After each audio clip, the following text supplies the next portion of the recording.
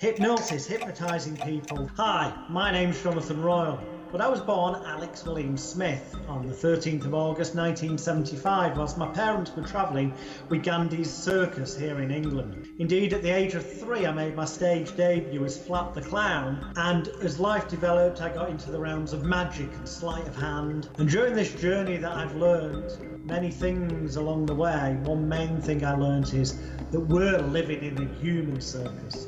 A circus of our minds, one where too many people are too easily influenced by the powers that be, the people that pull the strings. It may sound like a conspiracy theory, but in our forthcoming documentary, I'm going to reveal to you how every area of your life, from the banking system to the schools, the education system, the police and legal system, to the mass media, to even shopping on the high street, every area of your life from birth through to death has been scripted. But sadly, for most people, the script wasn't written by you.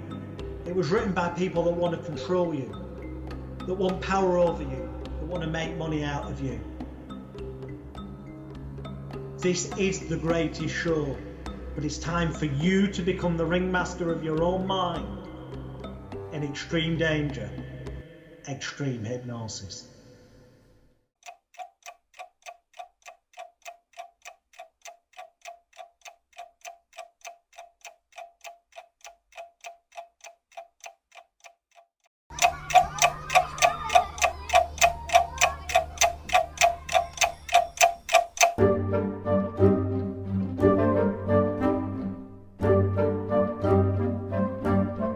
Films absorb you. You look at the big screen, you almost become involved in it. So we're in Canary Wharf. They're lending out more than they've actually got, so it's all an illusion.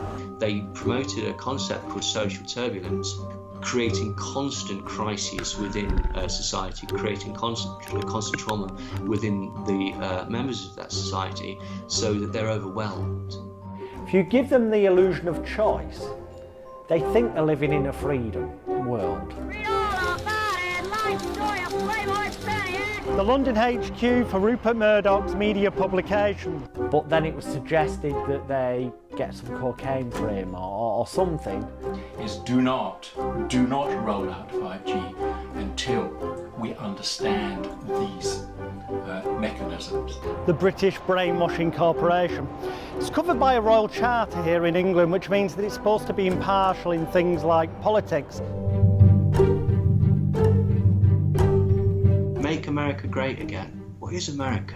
What is America? Is it a corporation? Is it California? Is it New York? The Houses of Parliament, this is where the circus is run in England. Religions are like everything else, a control system to make you do what other people want you to do. It always tends to be the musicians, giving it the eye symbols, giving it the Illuminati symbols in videos and stuff like that. The Tavistock Institute and the British Psychological Society on a back street in London, in the middle of nowhere apparently, seems all very innocent. Escapism from everyday life, just like the television in the corner of your room, because they've been brainwashed.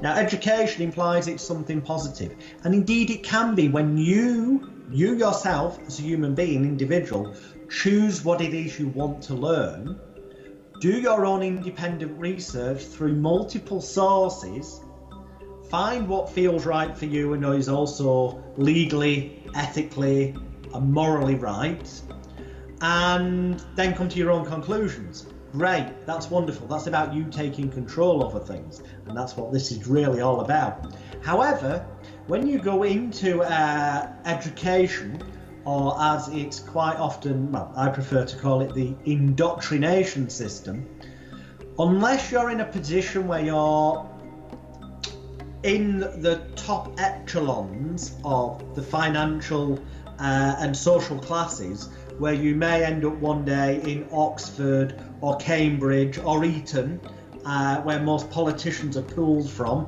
later in life, and that's something we'll talk about more later in the documentary. Unless you're in one of those social classes loosely connected to the bloodlines somewhere, however distantly, that run the world, then the chances are that you won't be going to a private fee-paying school where there is more, shall we say, a more element of control over what you learn, because you're paying for it. You're going to be being told what you've got to learn and when you've got to learn it, or as they like to positively reframe it in England, the national syllabus, or the learning programme in different countries. And this appears as though they're teaching you skills for life, but to be honest, other than people who become architects or a few other professions, the majority of people in real life, when have they ever needed to know how to calculate Pythagoras' theorem or use trigonometry? A lot of things taught at school are very relevant to people in certain careers, don't get me wrong, but to the majority of people they're not.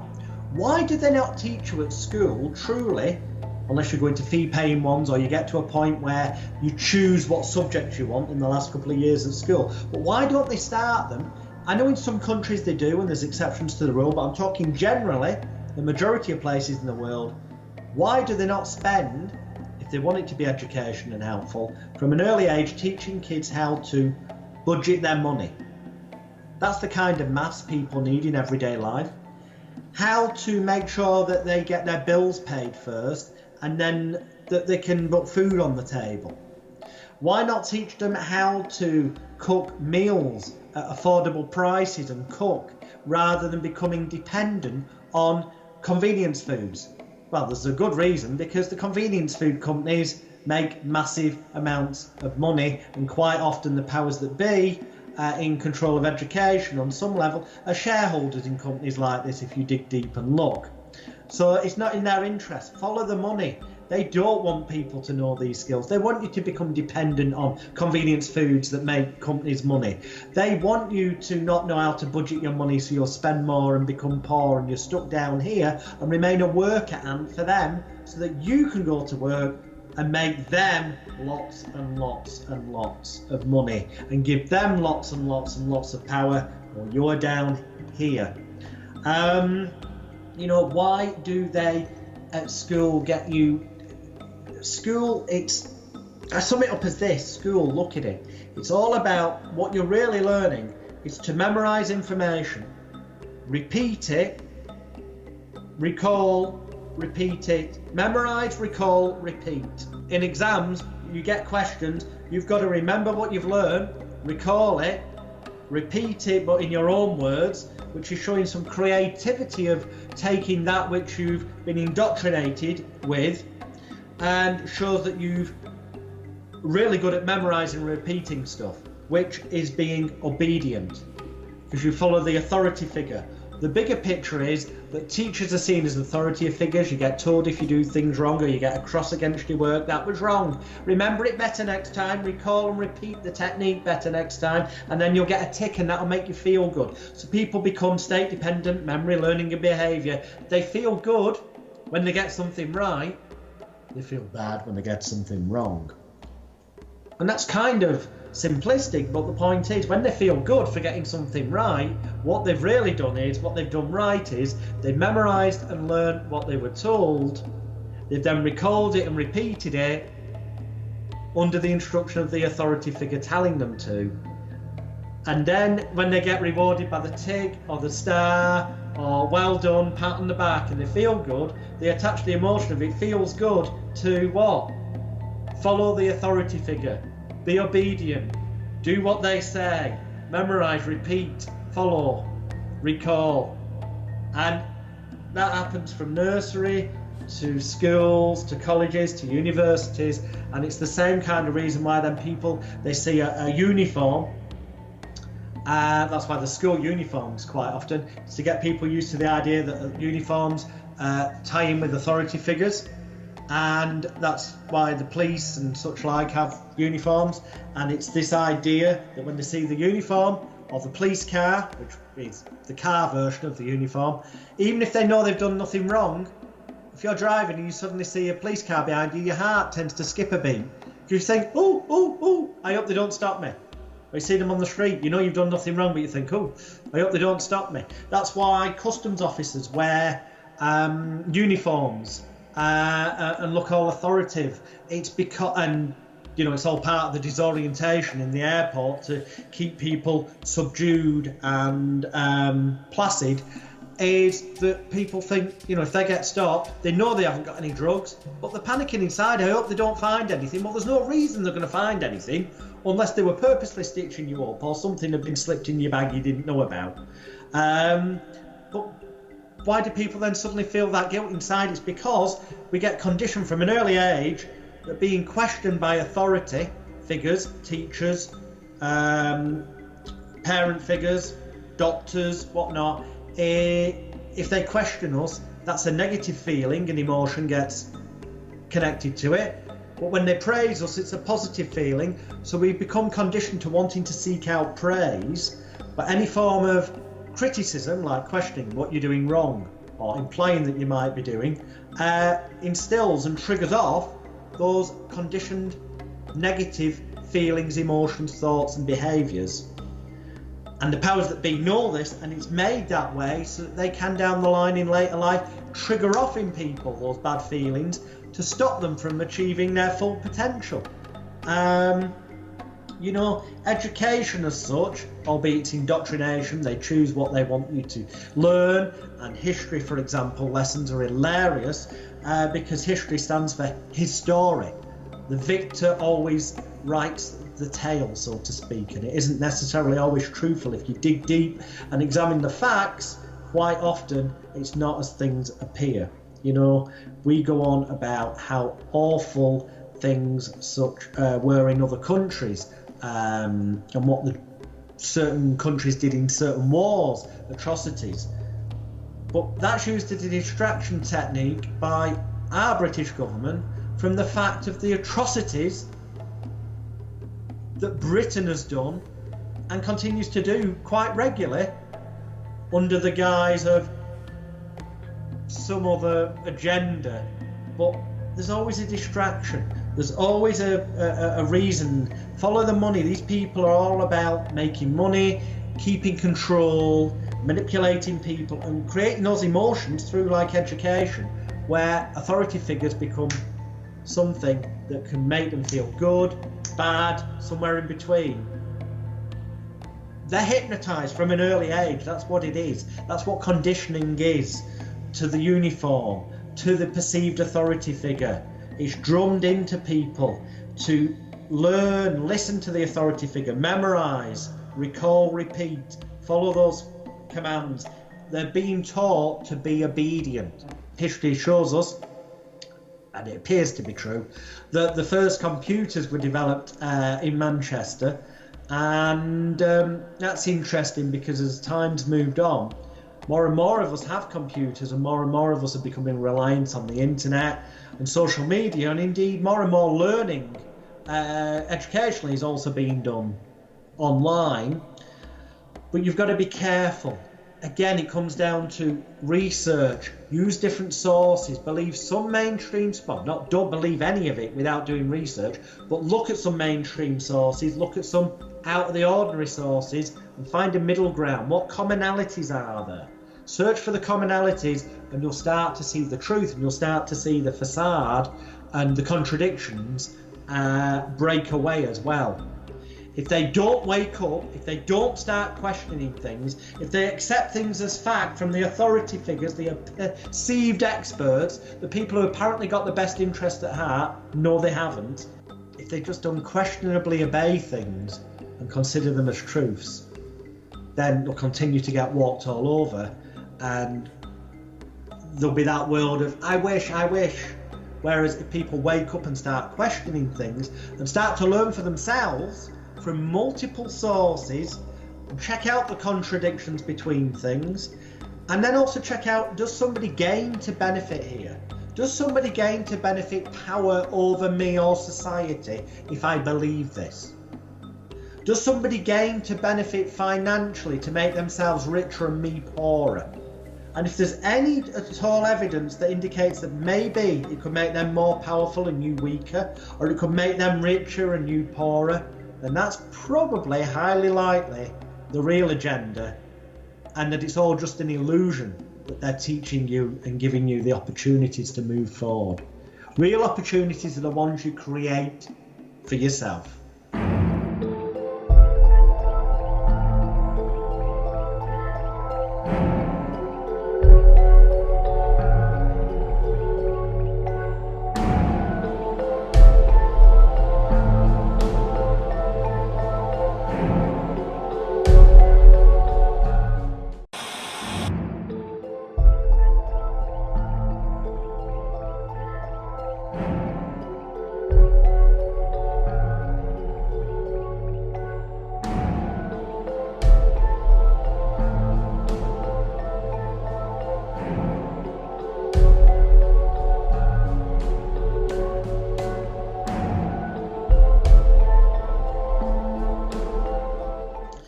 Okay, and while we're in London, of course, we're going to have to go to what seems at first a really positive area of London, in the sense it's where people go and they make happy memories. They may go out for birthdays or anniversaries, or just for a date night with a loved one.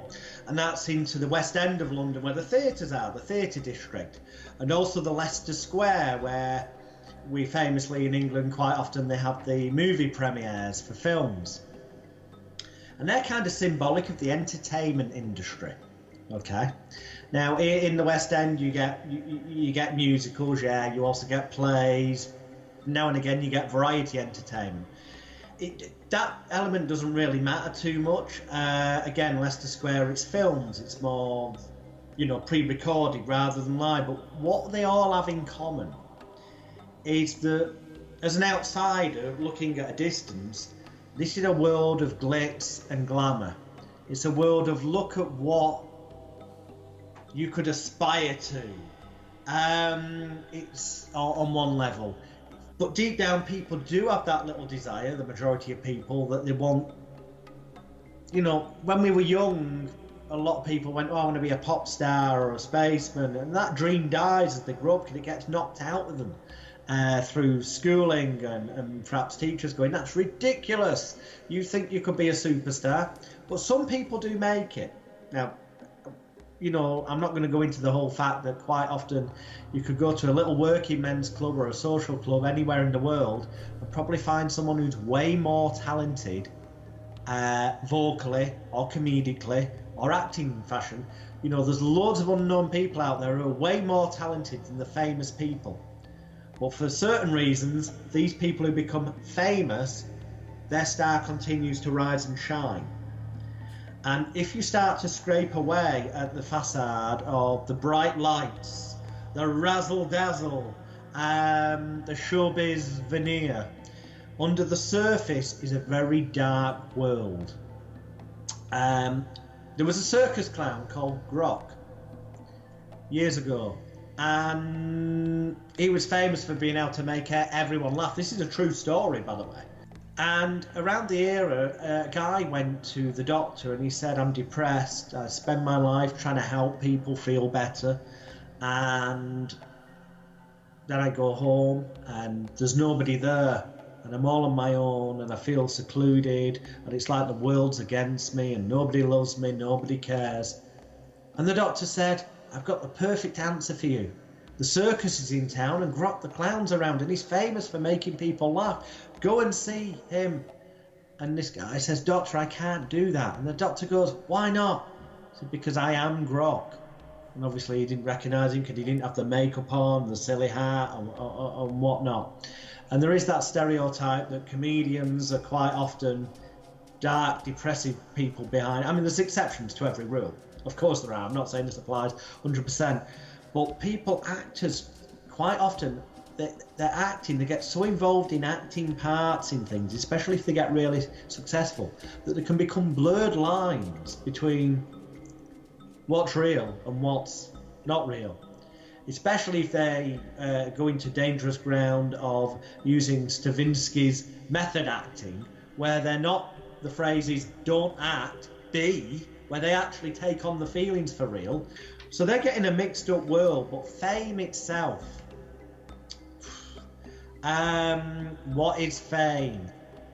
Fame, you know, if you're not careful, it's great to recognise people and fame on a low level, like well done, you've won an award, or well done, you've achieved something, excellent. But when fame takes on the famous for being famous moniker that it is these days with reality TV, and a lot of so-called stars who aren't actually particularly talented compared to if you compared them to people who are unknown, there's a lot more talented individuals, but they just have to have a great PR company or a great management company.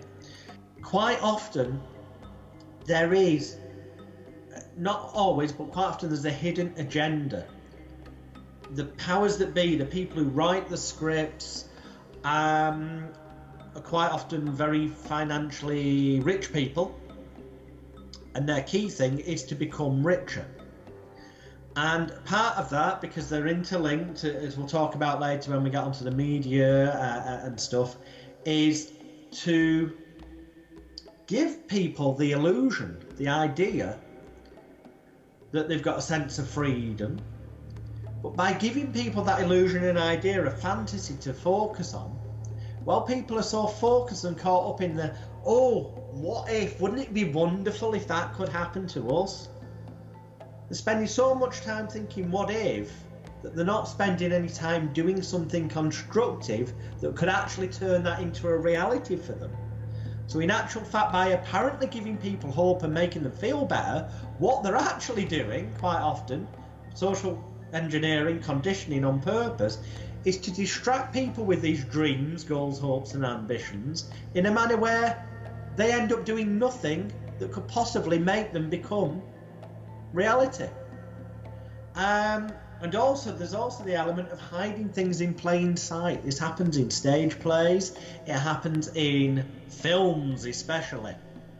You know, the Matrix trilogy of films, I would argue that they are a guidebook to what's really going on in life rather than works of fiction. I would say that they are, if you do your research, a guidebook to what's really going on in the world.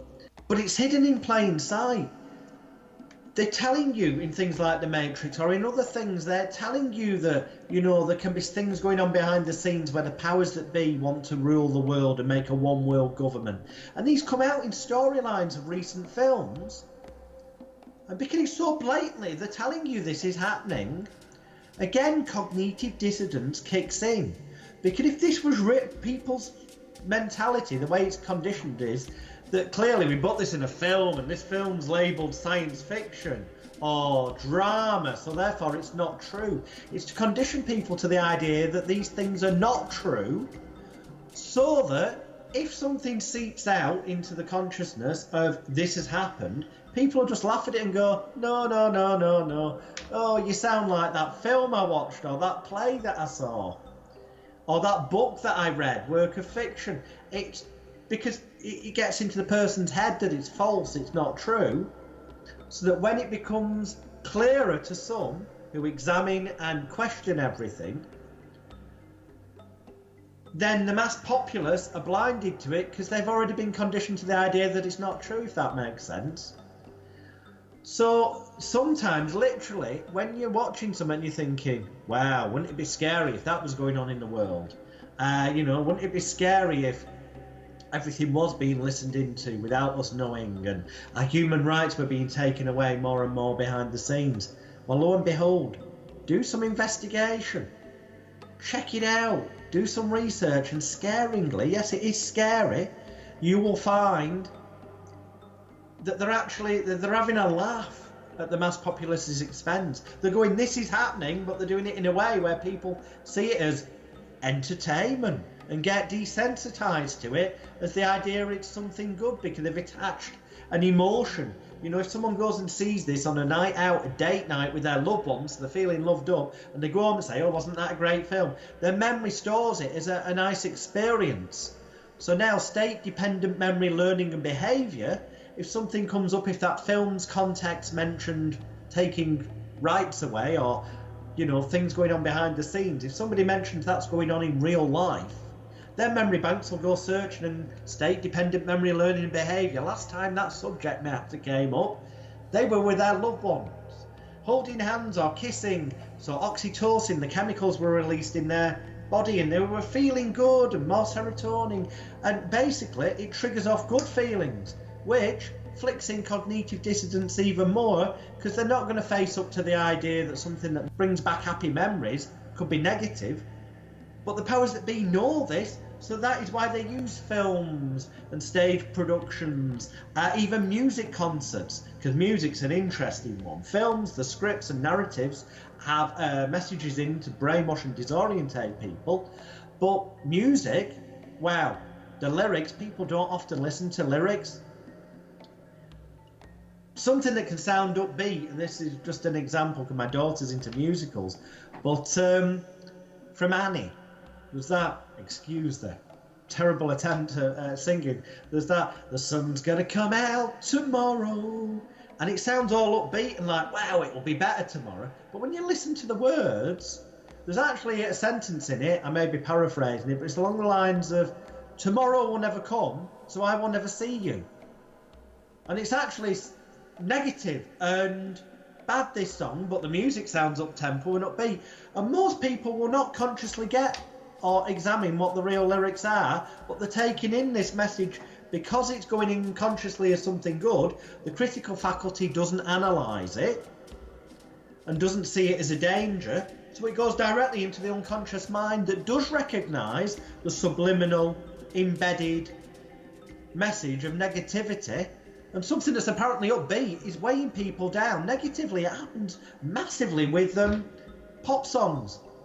Audibly, it happens through embedded suggestions, subvocal commands, negative narratives within the lyrics that are not obviously there but go in and weigh people down. And visually, quite often, it happens through dark, sometimes even satanic visual imagery. So, you know, what's apparently marketed as a world of entertainment, film, music, dance and theatre is about making money, obviously, on one level, but it's also about socially conditioning and brainwashing people and anchoring them almost like Pavlov's dog, classical conditioning. The bell rang every time that they were given food, and then after a while they could ring the bell and the dogs would salivate without even food being there. In the same way, if people get used to watching a certain type of entertainment, and it's when they've got happy memories connected to it, in the future when something bad may be happening in politics or something that the powers that be want to distract from, they can throw out storylines in television soaps conveniently, or put on television purposely films that they know people are going to watch that will trigger off feelings, thoughts and emotions that will distract them from the bigger picture of what's going on over here.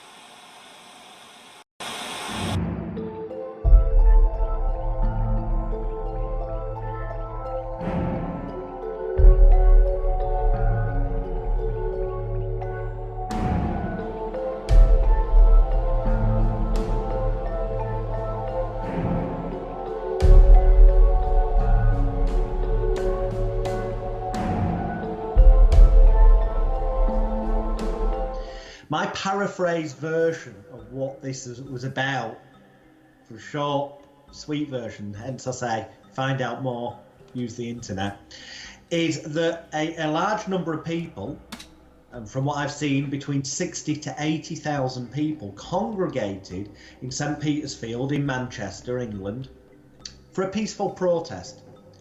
And it truly was, by all accounts, from what I can find, a peaceful protest.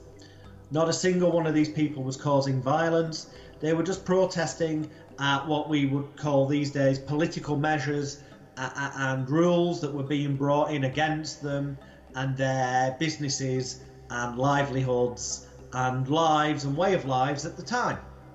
Things they didn't disagree with and felt that they should have a say in. But they made a peaceful protest. But the powers that be didn't want other people to see, well, there's 68 to 80,000 people there, and whilst we may not be brave enough or angered enough to go and join that crowd, we can talk and tell other people, and it would spread that disharmony, that civil unrest, further and further and further. Even though there wasn't an internet then, word of mouth would have still been able to make things travel around the country and the world. And they didn't want that happening, because then that affects their grasp on power and control. So they sent in the cavalry, and lots of people, according to the accounts, got physically injured. I mean, of the people who were doing the peaceful protest. They authorised physical harm against members of the public having a peaceful protest. Okay? Bear that in mind. The powers that be authorised physical harm for what they would argue is the greater good, but in truth deciphered means is enabling them to retain control and power, because that'll become relevant later when we talk about false flag events. So they authorised physical violence against people to regain control, and then afterwards, after they managed to get this dispersed and brought to an end, that Peterloo massacre, the protest, the peaceful protest that led up to it, they passed 6 acts of law, 6 acts of parliament, which we call them. And it's known as the 6 acts. If you search it, if you search Peterloo massacre 6 acts, these were brought in to suppress any form of radical reform. These were laws that were brought in to stop people, if they wanted, having peaceful protest, to stop people speaking out, to stop people having their rightful say as a human being on this earth. In other words, there were 6 acts brought in purposely for one sole aim, for the powers that be to retain control and power over the mass populace, which is the key. Keeping power over people and authority makes it easier for them to create then situations where fear can be instilled, false evidence against reality or false evidence appearing real, to instill confusion and disorientation in people, which keeps people in that freeze section of fight, flight, freeze, where what do I do, what do I do, so that they then become blind to the world of opportunities that's truly open to them if they start to question everything and realise that, you know what, they can have a say. And if we band together in a peaceful way, we have more power than ever now with the internet that can be used as a positive force. But that's why more and more rapidly restrictions are being brought in to try and control social media. And in some ways that's good, but in other ways it's about the fact that the powers that be are scared that more and more people are actually starting to wake up and see through the plan. So, you know, our journey will begin on the 16th of August 1819 with Peterloo massacre in this example, but in truth you go back through history full stop, and it's always been that the powers that be, the people with the most money at the top of the tree or the most land owning families, have always caused some level of fear and confusion and disorientation in those below them. That's how it's always been, and there's a reason, because that's when they've got control.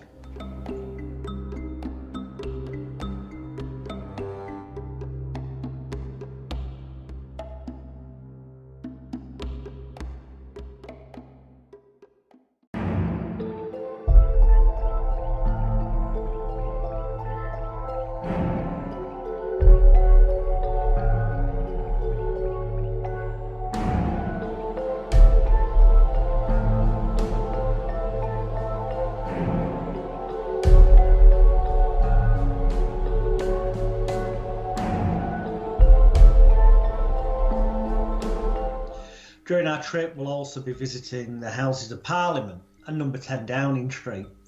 Effectively, certainly in Britain at least, very indicative of anything to do with politics. Were we in America, of course, we'd have to go and visit the White House, a similar symbol of power and control. And I don't say that lightly. I really mean that that's what it is. It's a visual symbolism. That's why the buildings are so grandiose and so wonderful architecture. It's not just that it looks nice and it can be a tourist attraction for people to visit. No, it's far more than that. It's a deep unconscious or subconscious, call it what you will, psychological level, that it's a very imposing and visual imagery of power and control, which is what it ultimately represents. You know, the idea of the Houses of Parliament is that there are elected people in there and they're fighting their constituents, their local people who voted for them's corner. And, you know, to some degree, there are people like that in the Houses of Parliament. There are. They're not all bad. Certainly not to begin with. And some of them never become bad. So I just want to make that clear. I'm not tarring everybody with the same brush. Unfortunately, ultimately, those people with good intentions do tend to, the vast majority of the time, end up getting overruled by people that higher up, people with more control, people with more power, people behind the scenes. If you like, the people in the Houses of Parliament, when you study and look deep into the stuff we've looked at, ultimately do, generally speaking, what they're told to do. It's a pantomime, it's a puppet show. There's people pulling their strings behind the scenes. People such as Rupert Murdoch, the media mogul.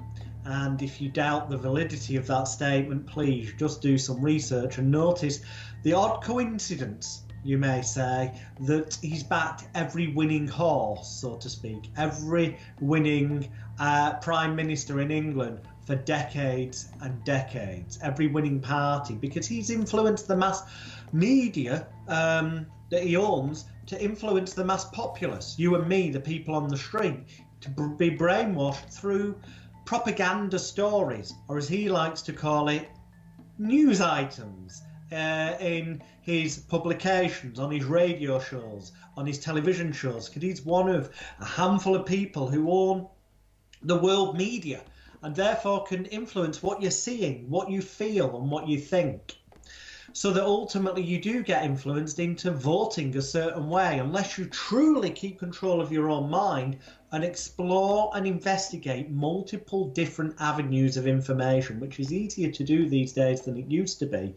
But don't take it for granted that tapping something into Google and looking it up's enough, because obviously big companies like Google have agendas as well. You need to be looking specifically for alternative information sites as well as the mainstream media. So yeah, it's odd when you look the number of times that Rupert Murdoch has had meetings with prime ministers in private that eventually leak out. And if you just search a phrase like Rupert Murdoch's private meetings with Theresa May, or Rupert Murdoch's private meetings with Tony Blair, or the name of any British prime minister in recent decades, you'll see that he's regularly having secret meetings. And coincidentally, certain things happen. For example, after a secret meeting with Rupert Murdoch in America while she was out there, Theresa May, who was Prime Minister at the time and is, as we record this, in 2019, but that could change any moment. But it doesn't matter. I'm sure it'll be somebody else that Rupert Murdoch's got control of that gets in at number 10. He had a meeting with her in America when she was briefly over there, and very shortly afterwards, lo and behold, what happened? Part 2 of the Leveson inquiry got scrapped. Now, in truth, it had already been laid out in the Tory party, the Conservative Party's election manifesto, that were they to get in, they were minded to scrap Part 2 of the Leveson inquiry, which Sir Brian Leveson, who held Part 1, said was needed more than ever. Now, you can find reports on the internet that the media secretary Culture and Media and Sports Secretary at the time, Matt Hancock, said that Sir Brian Leveson had said Part 2 wasn't required. He blatantly lied in Parliament. And you can check this out by going to my website, circusofthemind.net, and on that page is a link to the letter from Brian Leveson to Parliament explaining what his position was after the investigation into whether Part 2 of the Leveson inquiry should take place. And his recommendation was that it should indeed take place. Just some things didn't need to be explored anymore because they'd been dealt with by criminal proceedings where various people had been jailed for certain illegal activities. But that some new things should be added. In other words, he said that the scope of the inquiry should be widened. Not shut down, it should be widened. And in particular, he made mention that a new breed of criminality had come to light in the media, given the jailing of Rupert Murdoch's former fake sheikh, Mazza Mahmood, who worked for the now defunct and shut down News of the World newspaper, and then later for the Sun on Sunday. Sir Brian Leveson, who was running the Leveson inquiry, said that it should be widened, Part 2 should take place, and Mazza Mahmood should be a particular area of interest. Well, unfortunately, it got scrapped. And the reason it got scrapped, as you'll see at circusofthemind.net, is that were it to take place, it would uncover the evidence that I published on my blog, circusofthemind.net, the evidence that's creeping out in alternative media, some of it in mainstream media, but obviously not in Murdoch publications, and it would very clearly show corrupt, illegal activity and links between the media and high-ranking police officials and high-ranking individuals in various other apparently squeaky clean organisations. And once this became widespread public knowledge, the public would kick up a massive stink, because they would realise, finally no doubt, a lot more of them, what a pack of lies they've been led to believe through print media, through the radio, through so-called television news, or as I prefer to call it, propaganda and lies, because that is generally more what it is. So yeah, the Houses of Parliament are effectively Murdoch's puppets. Not just Murdoch, there's also a few other media moguls that influence power within, but they all have one big agenda of power, control, and what's in their interest to make the most money. A little area to look at, for example, is the fact that Rupert Murdoch has a financial interest, shares in a oil mining company, Golan Mines, in Syria, along with the Rothschilds and other very rich families. And interestingly, it's no wonder that his newspapers will print things in a fashion that makes it more publicly palatable that, governments try to say that they need to go in and use force in places like Syria. Because he will print stuff that helps the governments, and the governments will help legislate and make things become law that will help the media, hence bringing in, or trying to, as they are doing, subsidies for newspapers in England so that they get money off the government, because less and less print media is selling. Scrapping the Leveson inquiry, which would uncover police corruption with politicians. It will probably likely end up with high-ranking police officers getting jailed for illegal activities, politicians getting jailed for illegal activities, as well as a whole bunch of media moguls and journalists getting jailed for illegal activities. So they're all covering each other's backs, which is also another reason. The Houses of Parliament, you could almost think of it as a frontline brainwashing defence system, and it works two ways. The media help protect the politicians, and the politicians help protect the media, but the media are also linked in, the media moguls, your likes of Murdoch, with those rich families that run the world, the banking people and the so-called Illuminati. So if they want something to become law to make it easier for themselves, they'll have a word with their mate, Rupert. or one of the other media moguls will then have a word with a politician who they probably hold compromat on. Because, you know, when a politician upsets the media or upsets one of these powerful people, suddenly out the cupboard, almost instantly, comes these photographs or these confessions that prove that they've been having an affair or that they're homosexual when they claim to be, you know, a straight family man. Something comes out to embarrass them, discredit them, and ruin their career. And investigation shows that what media do is they get this information, they keep hold of it, and it's in German it's called compromat, we call it blackmail material, so that they can put pressure on politicians, people in the Houses of Parliament, to do their bidding, to do what they want. There is the other element of reason why we'll be visiting the Houses of Parliament and number 10 Downing Street, and that's the very simple fact that it's all an illusion.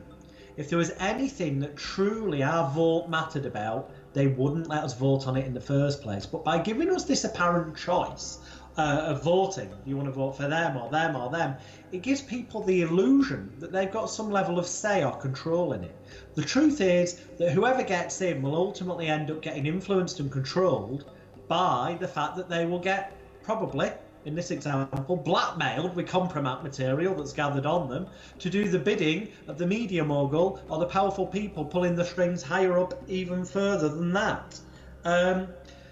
You know, a prime example of it doesn't really matter who gets in. Have you ever thought, if you look at people in other countries can do this online, have you ever wondered how it is that at Prime Minister's question time and in Parliament, where they apparently ask a question from one side, suddenly the other person stands up at the other side to answer this apparently impromptu question, and you can see them reading from a script in front of them, the answer to the question. Are they psychic? Did they write down the answer in advance because they're psychic and they knew it had come up? Or maybe, have they spoke in advance? Is there an element of it's all a charade? Is there a rule in place that means that important questions on certain issues have to have been submitted in advance? In any event, it's not as clear-cut as it seems. There is an element of charade. Brexit is a fine example. If you look at another section of our documentary forthcoming and the web series about the Peterloo massacre in Manchester that brought in a thing called the 6 Acts, then again, they create, it's divide and conquer. By creating apparent different political parties with different opinions and different views, what it does is it harnesses people's underlying unconscious belief systems based on the environment they were brought up in. So some people are what some people may term as racist, but they'd swear blind they're not, because to them it was normal, the environment they were brought up with. Other people think the direct opposite. And what politics does is it harnesses through different parties people to latch onto those differences more, make them feel that what they're saying is right because there's a party of people saying it's right who are perceived authority figures and respectable, namely politicians. So it makes it acceptable to have those belief systems and stuff. So they heighten their beliefs and maximise them, making it less likely for that individual to wake up to the fact that what they're doing is dividing and conquering and setting people against each other. Because that's why people get so angry about Brexit, leave and remain, or when it comes to elections, I'm voting Conservative or I'm voting Labour Party. You know, one thing that all parties have got in common, well, some may argue not all of them, but majority of them at their hearts, when they're not being corrupted or compromat used against them, is that ultimately they want, and don't laugh too much, generally speaking, most of the people involved want a better world for people to live in. Unfortunately, for some parties and some politicians, the better world they want is purely for themselves, and they have very little thought about the mass populace. And I hate to say it, but at the moment that's what in May 2019, as we record this bit for the web series, that's what the Conservatives look like, cutting funding for disabled people, the number of people who've died because they've had their benefits cut, the number of people who've been told that they're fit for work, and yet they've got weeks to live with terminal illnesses. It's a complete and utter farce if you look at what's going on at the minute. But it's all right for them because they're sitting in clover, and it's all right for the people in their sphere. And about staying in their sphere, because although they do let one or two commoners, and I do say that with a tongue-in-cheek sarcasm, into the Houses of Parliament, generally speaking, and certainly in the Houses of Lords, you look, the people in key positions, the main power, who have long-term longevity and control things to a degree, tend to come from your places like Cambridge and Oxford and Eton and the good old boys' schools, and obviously the similar type of thing from a female perspective.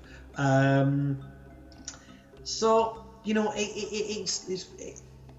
it's a bit too coincidental. It's like, well, they are. Some people have referred to Eton and Cambridge and Oxford in the past as a breeding ground for politicians and those people who are going to be, in the positions of control. But when you look even deeper and deeper and deeper into it, quite often, not all the people, obviously, and even the ones that are can be quite distantly related, but there's quite often a lot of people who are related.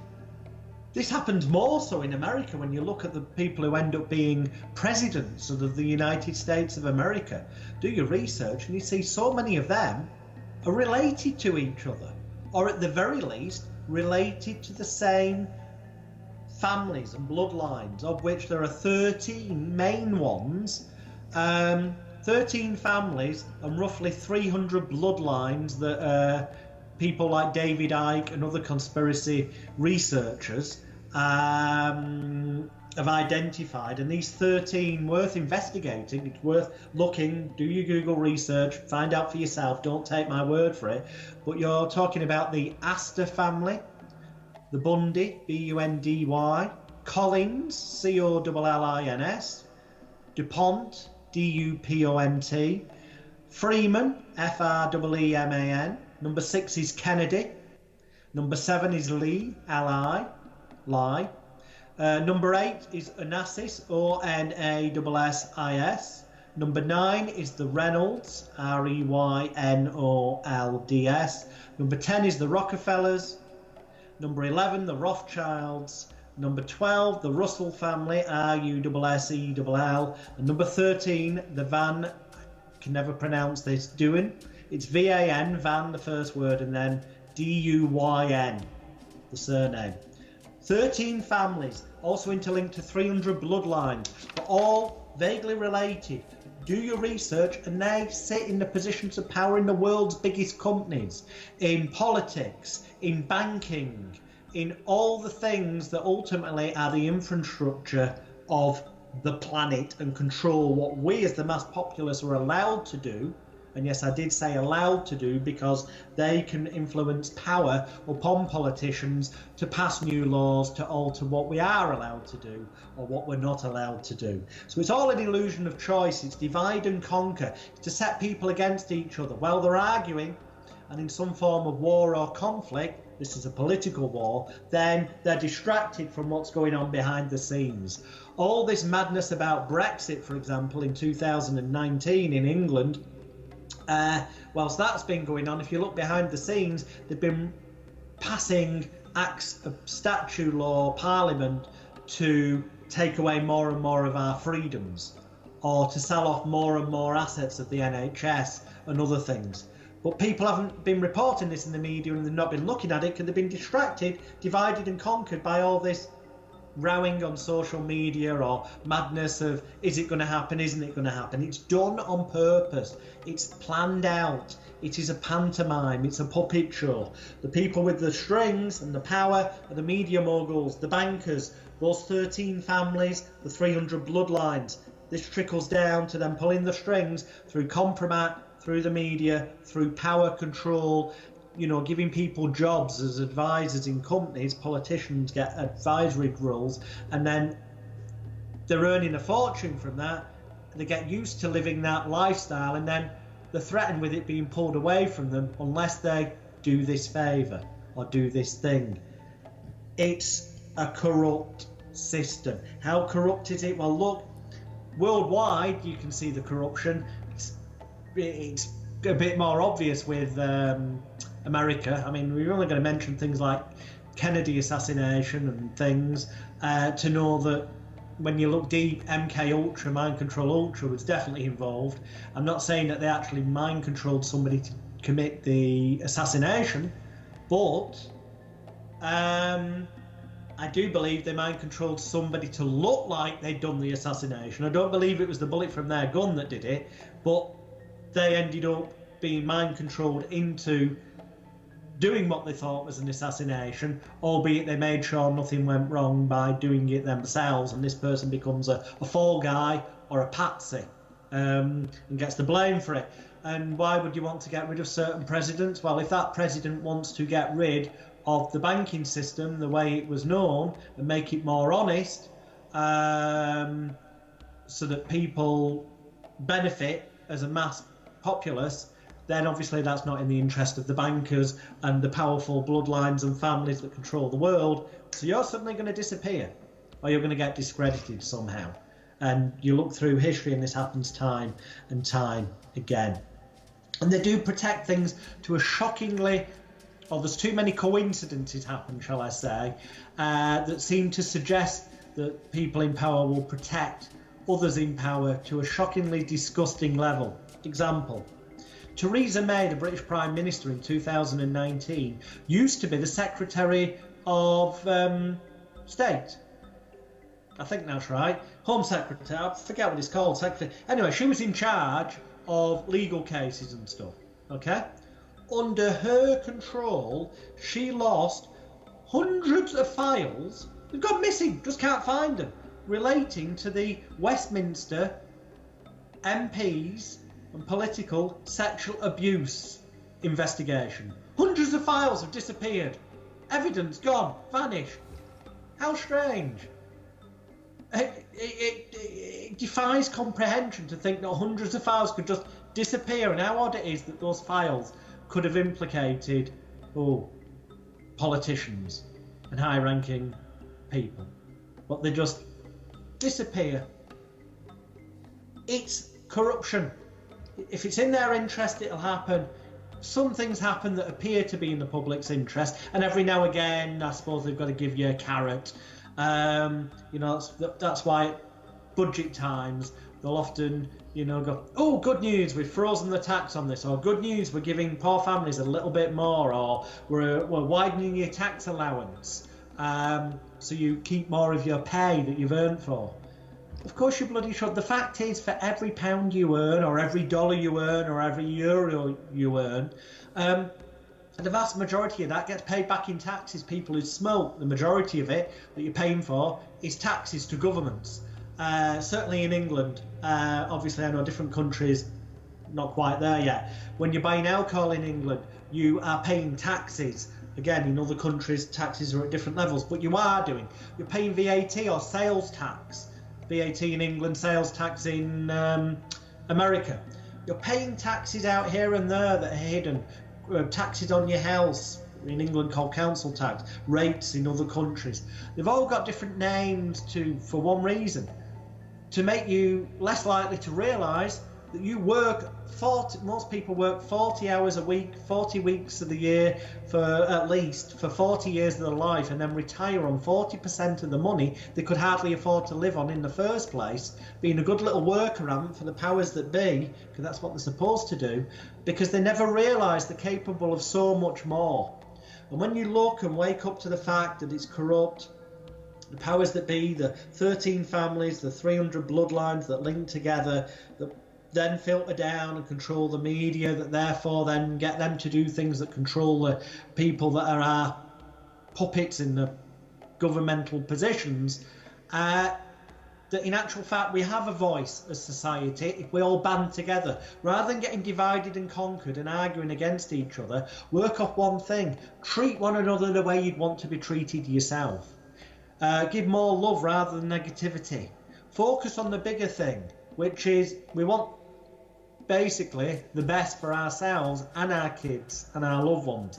We want as comfortable a life as possible, and all these things there's enough wealth in this world that were it shared out equally, everyone would be a millionaire. Unfortunately, studies have shown, and everyday evidence shows, that very quickly 95% of that money would make its way back to the 5% who've got the family links, who are in positions of control, who know how to work the system. Because the other 95% of people are blinded to the divide and conquer, are blinded to the propaganda that creates fear, false evidence against reality, creates disorientation and confusion in the mind, which therefore puts them in a state of theta, which is hypnosis, which makes them more suggestible. Thus they end up believing the rubbish they're being fed and think that they're not worthy, think that they don't have a chance beyond that illusion that's being fed to them, and therefore they don't do anything about it. But when you wake up and go, hang on a minute, it doesn't have to be this way, explore alternative media resources, explore information from different sources, make up your own informed research decisions on things, and you'll soon see that all that glitters is not gold, and that the truth will start to leak out, and you'll start to realise you've been lied to for far too long. And these people in positions of authority and power that you're supposed to be able to trust, you can trust one thing: they're doing what's in their interest, or what's in the interest of the people above them, the media moguls or the bankers or the people who truly run the world, not what's in your interest. For what's in your interest, we need to band together as society in a peaceful rebellion, peaceful being the key word because there are laws there, but peaceful rebellion, and work together positively, proactively and constructively to make people realise that they can reprogram their personal laptop computer, they can achieve more than they're being told, and that things don't have to be the way that illusion of power has made you think they have to be for so many years.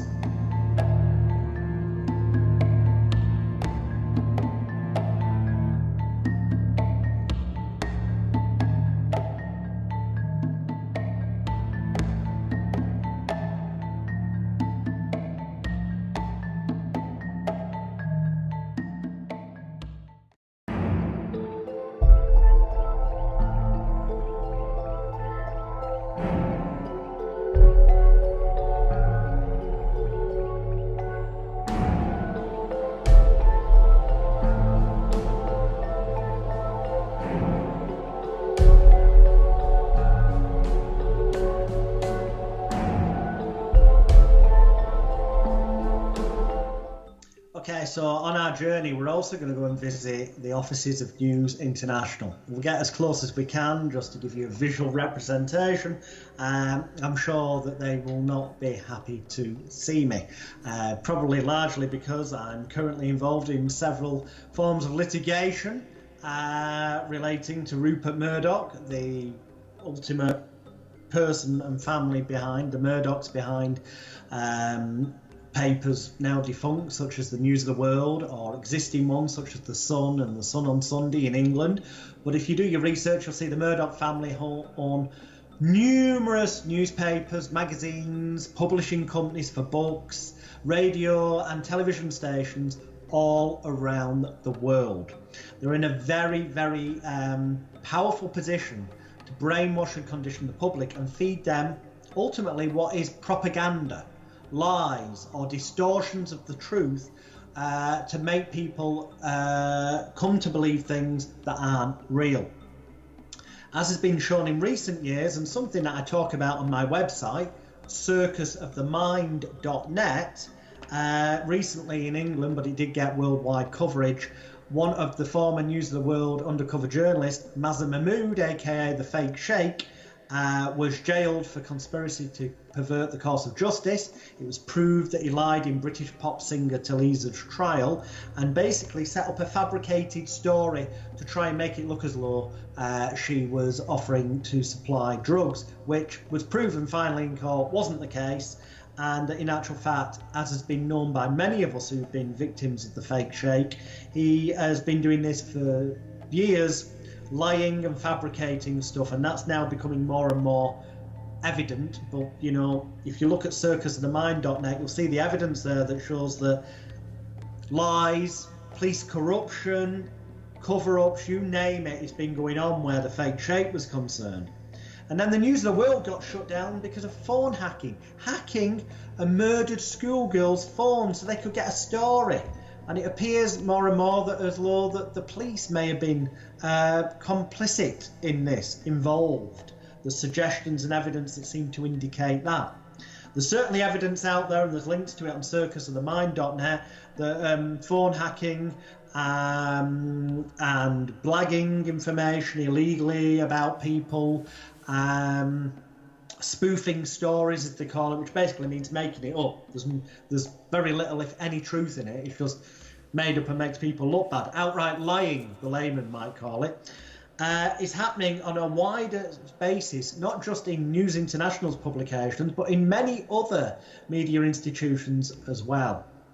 And hopefully one day soon, a pack of cards will fall down, because what the public need to realise is that so many people believe what they read in the paper, read all about it. Well, the old saying is, don't believe everything you read in the paper. In fact, I say don't believe anything you read in any publication without independently researching it yourself, without checking it from multiple sources. Because quite often, stuff will get repressed from the newspapers. They'll get information about a celebrity who, for example, may be a kiddie fiddler, a paedophile. Let's take a random name like Rolf Harris, the British, known in Britain but Australian-born kids TV presenter, artist and musician. And if people were to go on YouTube and type in "down the rabbit hole" or what's down the rabbit hole, or how they cover up the rabbit hole, a Tinfoil Hats podcast, they'll find podcasts where you interviewed me, Richard, and where I go into depth about how the media are often quite complicit in covering up celebrity and politician level, high-ranking officials level sexual abuse, and covering it up for their own benefit and gain because of what gets termed as compromat, or in layman's terms, blackmail. Now, I talk about this in the interviews that we did some time back that people can find on YouTube by searching "what's down the rabbit hole" or what they're covering up, or how they cover up the rabbit hole. They search Tinfoil Podcasts, Jonathan Royle, they will find the interviews with your good self, Richard, where I mention and give illustration of how the media quite often cover up, as they did with, I believe Murdoch Empire did with Rolf Harris, for their own gain. This happens with MPs as well. So if they get dirt on an MP, rather than it being a great news story there and then, what they'll do is they'll blackmail the MP so they can get political outcomes that they want passed through.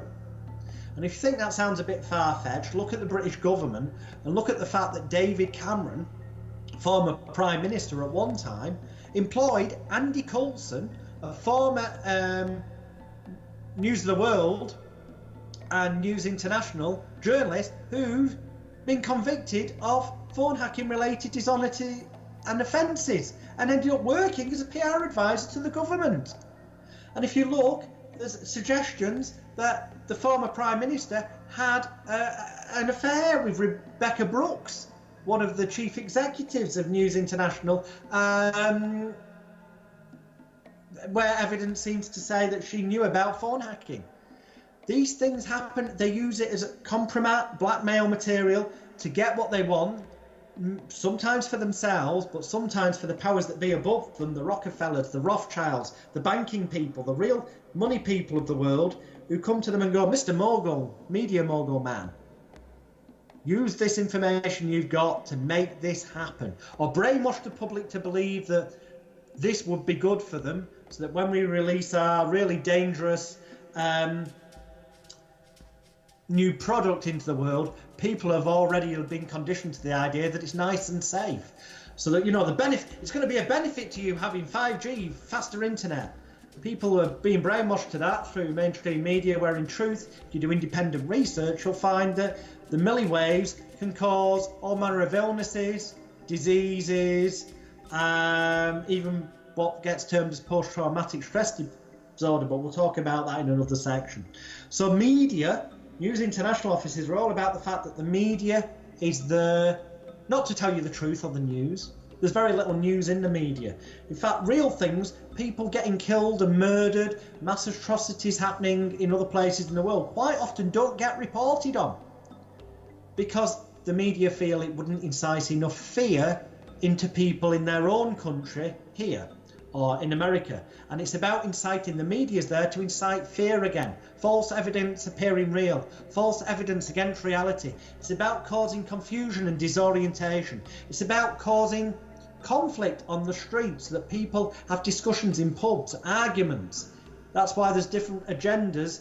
You know, one publishing company, News International, can publish one newspaper like the Sunday Times that gives one certain political view, and one like, say, the Sun that gives a different political view, but it's owned by the same media mogul.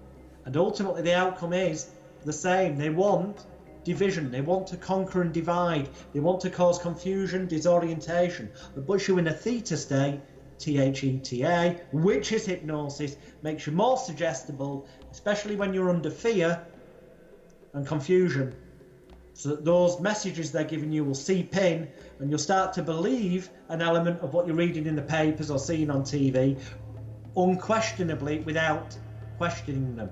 You need to wake up, wide awake, independently research from multiple sources, and then see where the contradictions are, and the bigger picture of truth will start to show itself to you.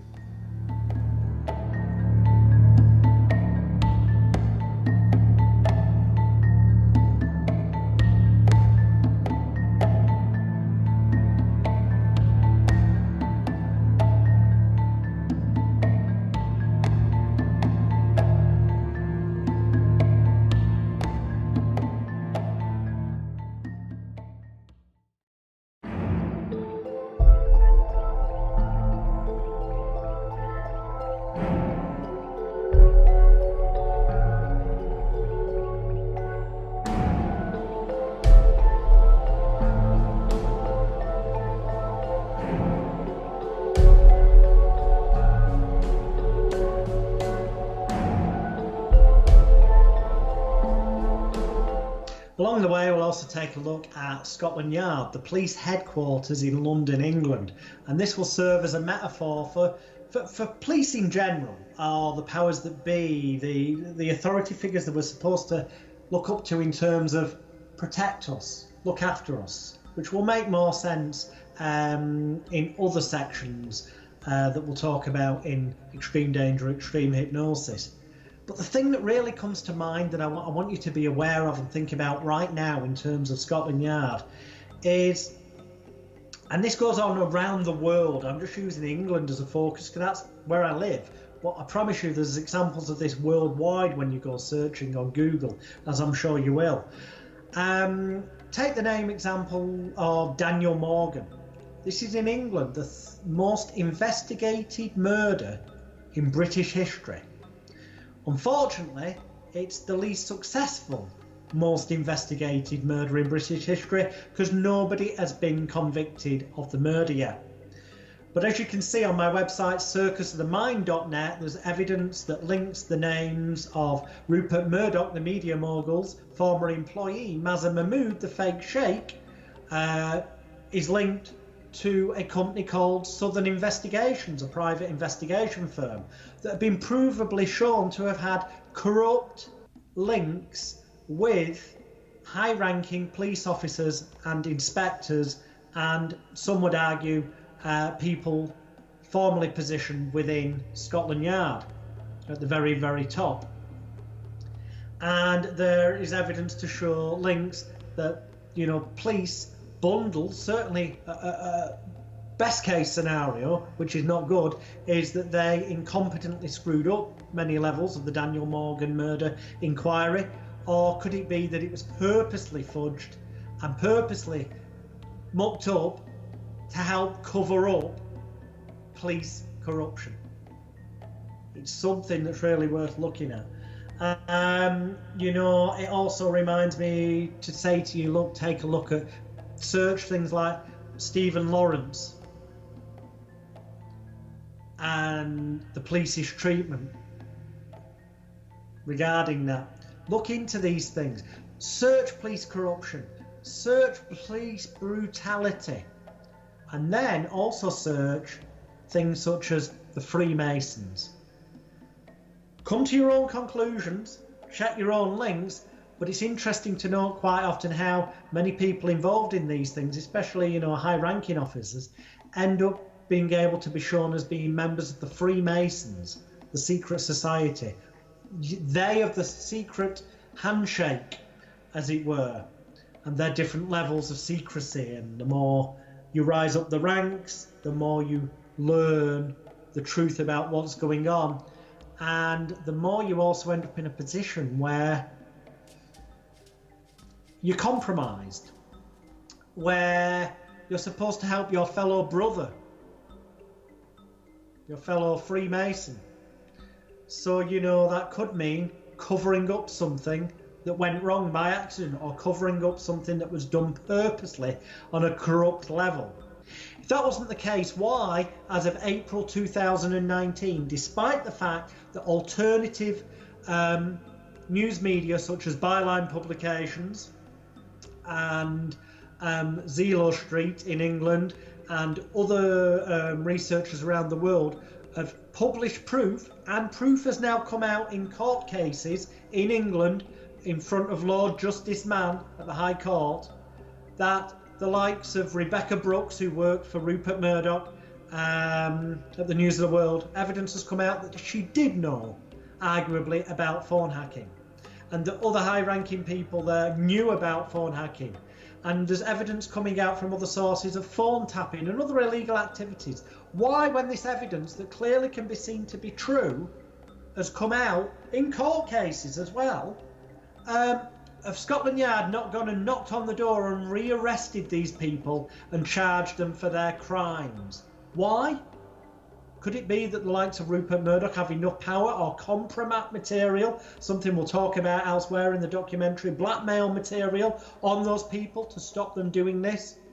I don't know. Maybe one day we will see justice. One can only hope.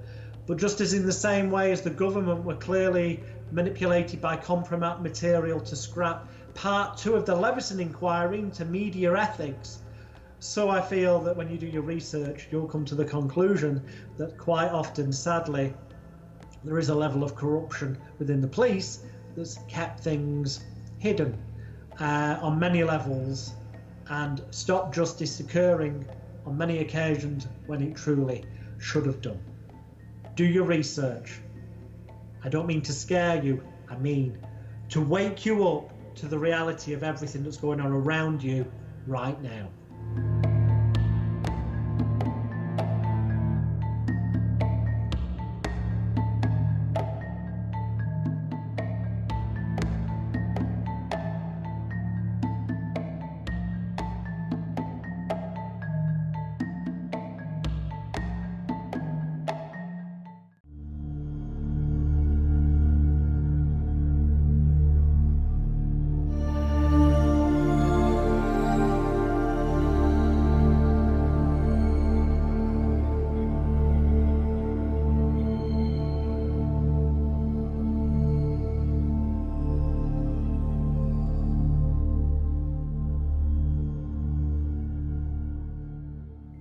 Whilst in London, we're of course going to pop by St Paul's Cathedral, which is going to be our visual image, if you like, for religions. Religions. But it can be beyond religions, because the spiritual belief systems as well and traditions. But religions is the big thing, especially things like the Church of England or the Catholic Church. Let's take a brief look at some of these. The Catholic Church. We look at the Vatican. The Vatican is effectively a miniature city all of its own that's fenced off. It's a miniature city that has its own laws. And you've got to ask yourself, why would it have its own laws? Well, in recent years, it becomes clear that there are probably, well, certainly from a coming to light point of view, more and more Catholic priests have come to light as being long-term abusers of children. And, you know, unfortunately, on the one hand, this is probably linked in with what we spoke about elsewhere in the documentary, in this web series, of the Illuminati raping children to cause them trauma and fear, to compartmentalise the brains, create repressed memories, to create split parts, dissociative identities, multiple personalities, to literally create their own sex slaves or their own slaves. You know, out there's people who are conditioned. You've heard of JFK, and there's these conspiracy theories that someone was a mind control patsy who ended up looking as though he'd killed JFK. In truth, more and more evidence comes to light that it was probably a shot from a different gun, but someone was mind controlled to at the very least look as though they'd done it, and take the fall. And these things do go on. The Manchurian Candidate, the film, seems like science fiction, but actually is very real fact. Can people be mind controlled to do things they wouldn't normally do? I categorically say, as an experienced comedy stage hypnotist and serious clinical hypnotherapist, that yes, they can. You can make them do things that would contradict the morals and the values by framing it in a way where they think it fits with their morals and values. And that's what religion does. If you can brainwash somebody or condition them, indoctrinate them through religious teachings to believe that doing X, Y, and Z is vital to believing in their God, their saviour, then to do anything the other way against it is seen as being bad.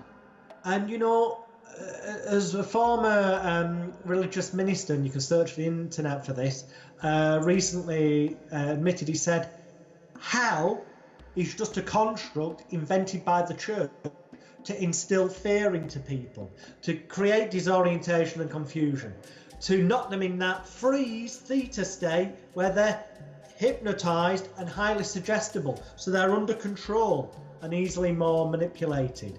The majority of religions have something called tithing or similar, which means to give at least 10% of all your earnings to the church. That's why the Catholic Church are the richest landowners in the world. Some religions, the Church of Scientology, encourage you to give practically all your money to the church. Follow the money, as I say in other parts of the documentary. These people haven't got your best interest at heart when they want you to give all your money to them, especially when you're barely struggling to pay your mortgage yourself. And as we've said in other areas of the documentary, when you have a mortgage, you don't own a property. You don't own it till you paid off the last penny. What you own is a lot of debt, worry, stress, and fear of how your life could change in an instant. So, you know, these things are there. Why should you believe God had an extra O in it? Goodness, that's what it's about. Treat others as you expect to be treated yourself. Good is within you. Heaven and hell is within you, the human being. It's what you create in your personal desktop computer. If you use the right antivirus software, i.e. positive thoughts, reject negatives, open your mind, look at the bigger picture, so that you become more relaxed, more attentive, and more positive forward thinking, then you can, as a result, start to believe in yourself and have more confidence in yourself, have more self-image, positivity, more self-confidence, more self-esteem, feel good, and more self-control, aka willpower, meaning that you won't feel the need to turn to drugs or alcohol to handle the stresses of life, because you'll have more positive state of mind to deal with those things. You won't need to feel as though you've got an empty gap. Get charged with negative thoughts, emotions, thoughts, ideas, incorrect beliefs from perhaps religions who want to control you. And it's about dividing and conquering. If some people who believe in religion think that other people are sinners and stuff if they don't follow a religion, then we're divided and conquered. Surely that goes against uniting, which we all should. Also, people manipulate this for money. Look at the Catholic Church, largest money owners, landowners, and richest people, some of the richest in the world in religions. Look at Scientology. Then you've got people who cash in on religions, well, they all do, but cash in more blatantly, like Benny Hinn, the American evangelical preacher. Just search YouTube for Benny Hinn, and you'll see him throwing people on the floor or flicking his jacket and them falling over. This is nothing more than a hypnotic induction process, a mass hysteria dressed up as alleged religion, where people spend a fortune thinking they're going to get cured, and some of them do end up feeling better, but that's thanks to the placebo effect. It's all suggestion and psychological manipulation. It has nothing to do with the power of God. God exists only in the mind of the believer, in exactly the same way that hypnosis exists only in the mind of the believer. It's all suggestion and psychological manipulation, which, once understood, many people use negatively to control people, like religions, or indoctrination through education, or politics, or whatever. But some use it positively. Those people that want to heal people and set them free, which hopefully, and get people to open the mind and look at these things. More and more people are pulling away from religions, and what they're starting to realise is the only thing you should really believe in is yourself. The Lord's Prayer says, "Our Father, who art in heaven, hallowed be thy name." Our Father, your Father, from a psychological point of view, is your unconscious mind. It art in heaven. It's based in heaven. Heaven and hell are created by your own state of mind. If you're in a positive state of mind, situations that some people in life see as traumatic and stressful, you can bounce off as, well, it's a sign I'm alive and the world's good. It may not be perfect, but at least I'm alive. And then you can create heaven on earth around you, because you'll be seeing things through the filter of positivity, happiness, love, and gratitude, but without any fear. Because if you do something a little bit wrong, you're not going to go to hell, because hell exists only in your own mind. Focus on positive, do good. God is just, somebody got the spelling wrong. It should be G-O-O-D, good. Heaven is inside your mind when you allow it to be. You just need to believe in yourself.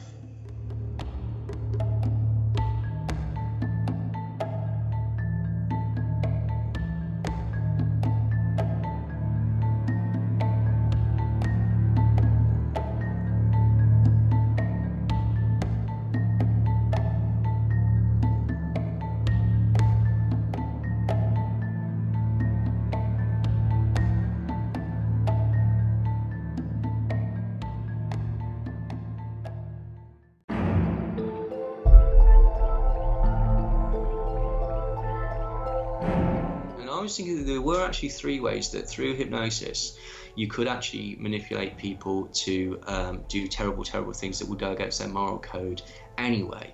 The first thing would be to reframe the action. So if you were able to hypnotize somebody and get them to imagine that they were shooting a water pistol, or alternatively shooting a real pistol at a target, then they might do that. They would feel perfectly comfortable and justified in shooting at a target, only later for you to reveal that that target was a real person. The second thing is you could reframe the target. What you could do is you could say that person's got a bomb, and you could hypnotically convince the client or the subject that the only way to save the world was to kill that person, therefore reframing their action, making it again morally justified. The third way that a hypnotist could manipulate somebody, and this is incredibly controversial and would require an incredibly devious mind, would be to install such a sense of rapport and trust in your client that you would convince them that anything that you told them to do would be in your best interests, because they know you ultimately have their best interests at heart. So in theory, you could hypnotize somebody and tell them to run at that plate glass window and fall through the window 25 floors to their death. Now, they know that you, as their hypnotist, they trust you so much that they know that although this looks like certain death, there's something else going on. And so they will blindly run and throw themselves through that window on the assumption that you, as a caring person, had something else in mind, which is an incredibly manipulative and devious way of doing it.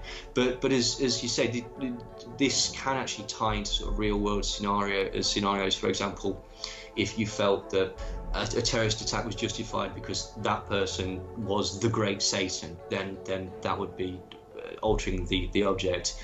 If you sent somebody into the London Tube with a backpack full of explosives, but they thought that it was part of a training exercise, you could put them in a position to create havoc. And that's how most manipulation works, because it's somebody conning you by telling you that they have your best interests at heart when actually they don't have your best interests at heart. They're just telling you that to manipulate you in a particular way.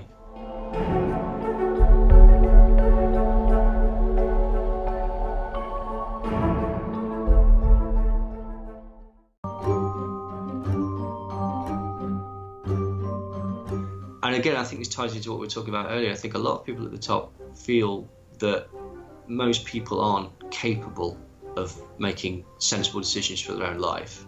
And I don't agree with that at all. But I think that that's how they convince themselves that they are the benevolent rulers, that they've been put in this position, and they have almost a duty to do this. And I also think that generally they don't care about anybody that isn't of a similar level to them. This filters all the way down through secret societies, through the bloodlines, and the kind of only bit that we get a glimpse of or see is royalty. They're held up as a respectable authority figure to look at, something to be idolised and praised, so they become tourist attraction. Go and look at the palace. Go and spend money on looking at the palaces, and they're used as distractions from what's going on behind the scenes, so that we're supposed to get all excited about the fact there's going to be a new royal baby born. It's just another baby, for Christ's sake. It's no coincidence that the current president of the United States of America in May 2019, Donald Trump, is albeit a very distant cousin of the Queen of England, but is provably a distant cousin nonetheless. He's part of that bloodline family. And if you look back through other presidents and high-ranking people, this happens again and again.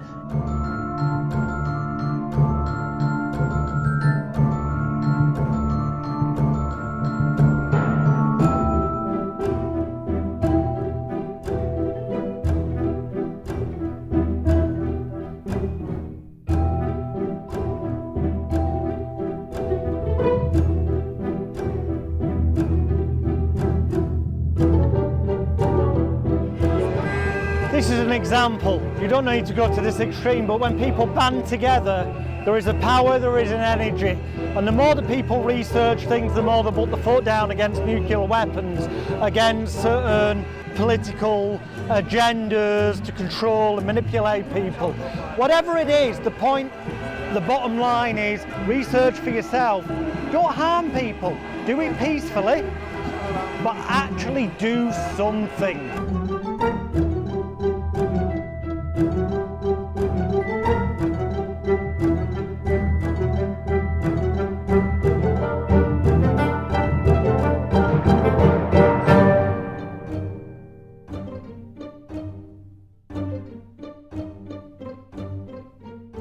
The higher you go, the sort of, like, for example, at the minute, like, I'm looking at the Heritage Foundation, which is very, very elite families and elite businesses, and they seem to have an incredible sort of control over who gets elected in American presidents, or who's the Republican candidacy. Now, that's incredible that a think tank has that amount of influence over who the candidate is.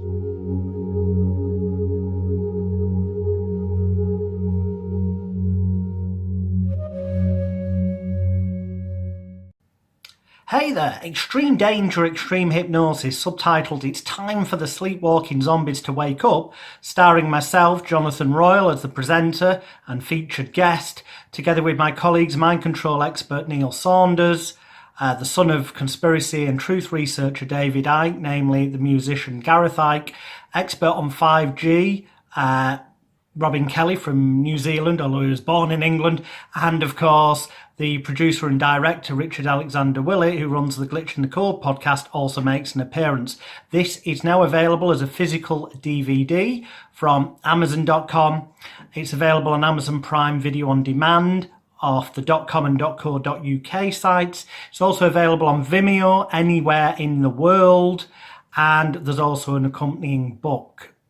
The easiest way by far to find where to purchase the DVD or to rent or download the streaming video is to go to my website, magicalguru.com. That's magicalguru.com.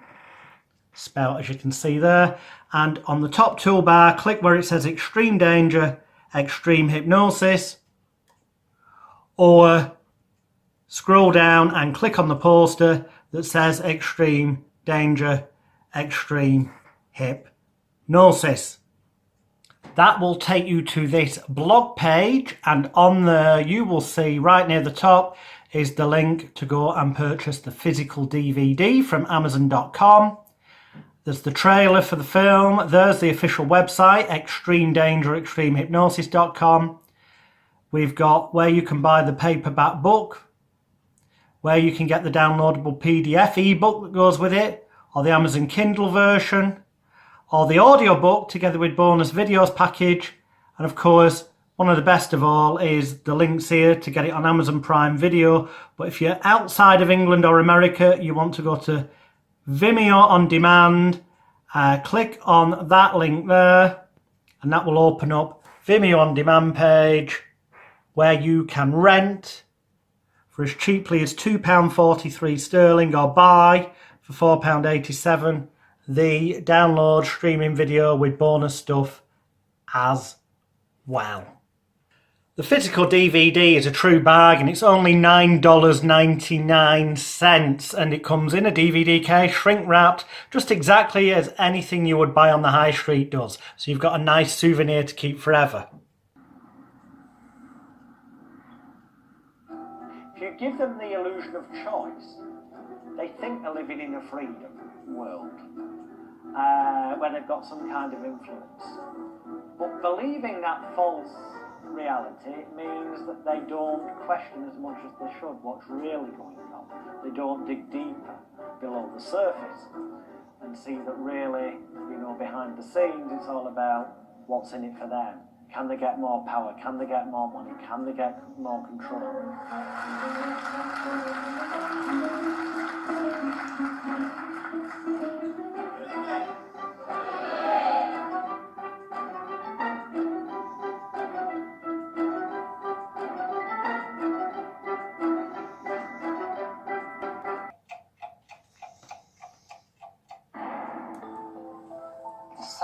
There is no shot. So, Jonathan Royle, I'm actually banned from the way in which our democratic society is organised.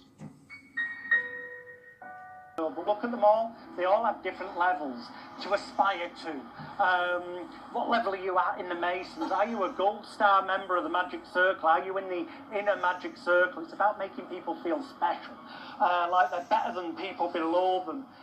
They don't necessarily market it that way, but that's what it is. It's playing on people's ego. Their need to feel special. Their need to feel a sense of acceptance or power within, which is something at the end of the day is just a feeling. And feelings are non-existent. They're just what you imagine in your mind, what you then allow yourself to feel. You can program yourself positively to feel good. Unfortunately, society as a whole, from secret societies to religion to politics, the world in general is geared to make you feel inferior so that you aspire to be something more, but having to bow down to authority figures like the Council of the Magic Circle, who will throw you out if you don't follow the rules. It's the same with all these clubs and societies. Hierarchies of power to control people below and keeping bits of information on a need-to-know basis. 13 families and a united idea of a one world government and slowly moving towards this idea of there's a definite ending, and I don't think there is. I think it's more like the gods of Olympus, where they're warring and they're incompetent.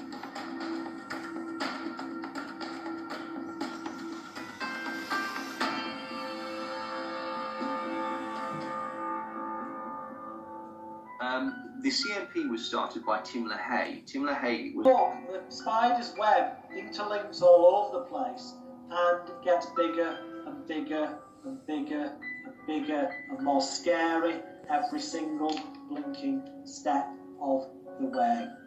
We shall assume that what each man does is based not on direct and certain knowledge, but on pictures made by himself or given to him. If his atlas tells him that the world is flat, he will not sail near what he believes to be the edge of the planet for fear of falling off. If his maps include a fountain of eternal youth, a Ponce de Leon will go in quest of it. If someone digs up yellow dirt that looks like gold, he will, for a time, act exactly as if he had found gold. The way in which the world is imagined determines at any particular moment what men will do.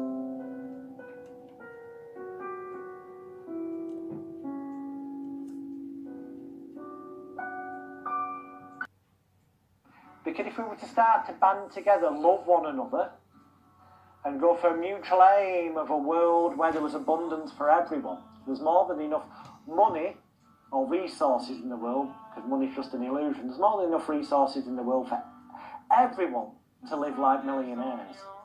But you don't need £1 million to live like a millionaire, because what is a true millionaire? Someone who can feel happy, calm, relaxed, and enjoy every moment of life, living in the now, rather than being stuck in the past or fearing the future. So it's about making decisions that are right for you. And to be honest, I'm not the one to tell you this, because I'm not you. I don't know what you want, and I don't know what other people want. I don't know your personal situation. I don't know what makes you happy. I think it's literally about trying to find a path that is suitable for you. How would I like to be remembered?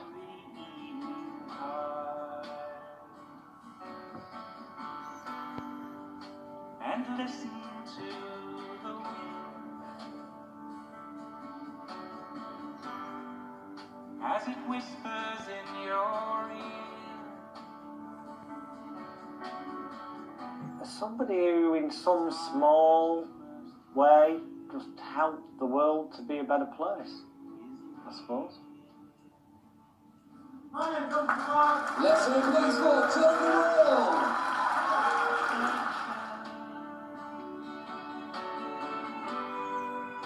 Your friends are waiting there as you make your way ahead to heaven's door.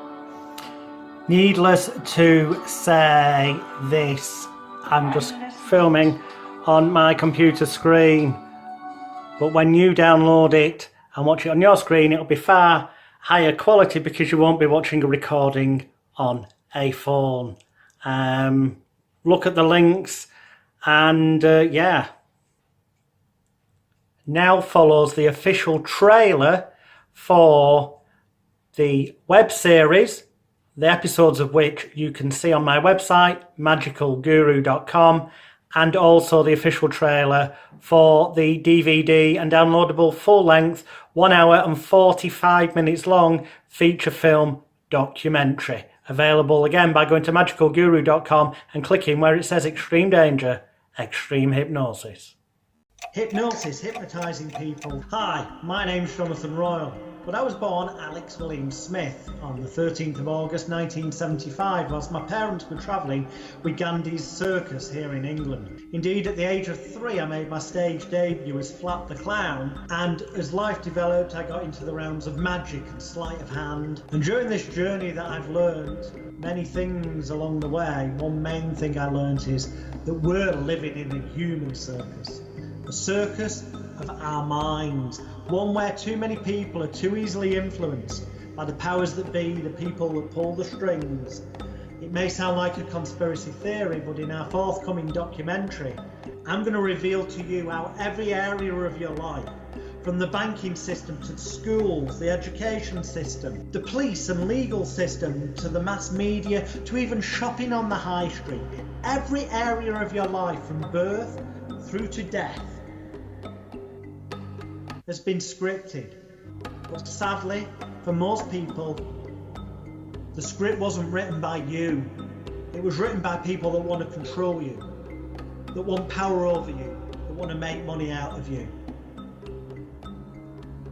This is the greatest show, but it's time for you to become the ringmaster of your own mind. In extreme danger, extreme hypnosis.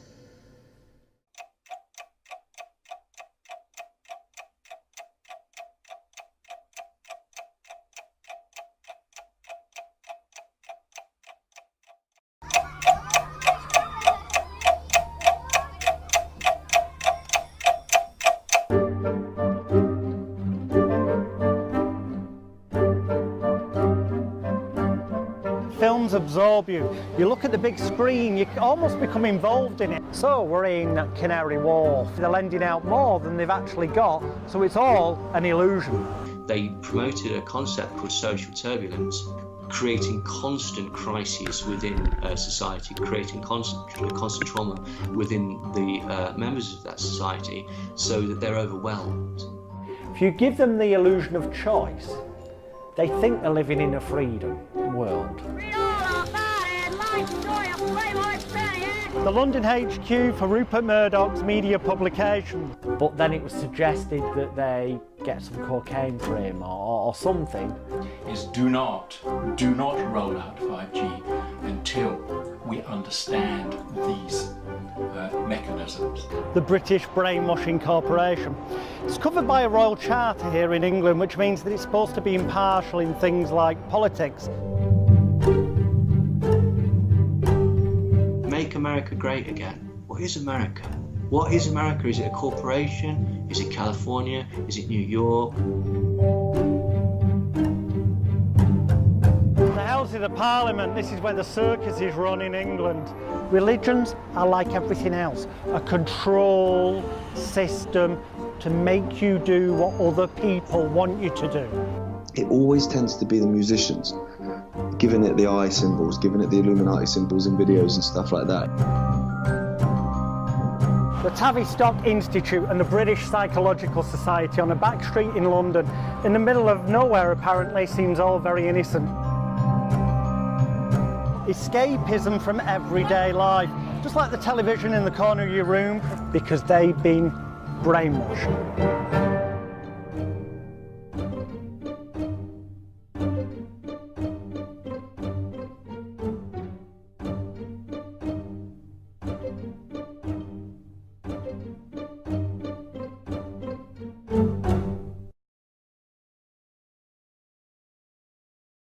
Further, when you do go to magicalguru.com and click either there on Extreme Danger, Extreme Hypnosis, or on the poster like that, which will open the blog page, you'll find that also on this page are, when they load, not only the promotional trailer for the movie, but also a mini web series that we did before the movie was made, covering areas such as education, entertainment industry, the pantomime of politics, even the Peterloo massacre, and other ways that the powers that be, there we go, education, entertainment, Peterloo massacre, the media, News UK, politics, policing, Scotland Yard and police corruption, religion, mind control, you name it, we go into depth on those subjects. Whilst you're on my website, magicalguru.com, if you click where it says podcasts and radio, on that page are various podcasts. The first few are hypnosis, hypnotherapy, NLP related, but then they start to go into the worlds of conspiracy theories, or actually, as I prefer to say, conspiracy facts, because there's evidence of what we're speaking about being truth, and videos galore there discussing the documentary. And at the bottom, you'll see this where it says, click here for more. And if you click on there, it will take you to a folder on YouTube where there are interviews with Richie Allen, Vinnie Eastwood, Glitching the Chord, the Non-Binary Elephant, loads of other leading podcasts as well, Rock and Tour News, loads and loads, Secret Door podcast, all of these going into more depth about the subjects that are in the documentary Extreme Danger, Extreme Hypnosis. And before we show you some bits from the film, don't forget the book Extreme Danger, Extreme Hypnosis, Conspiracy Theories, MK Ultra, Mind Control, Brainwashing and Social Engineering Exposed is available from Amazon and all good online retailers now as a paperback book and also as a Kindle book.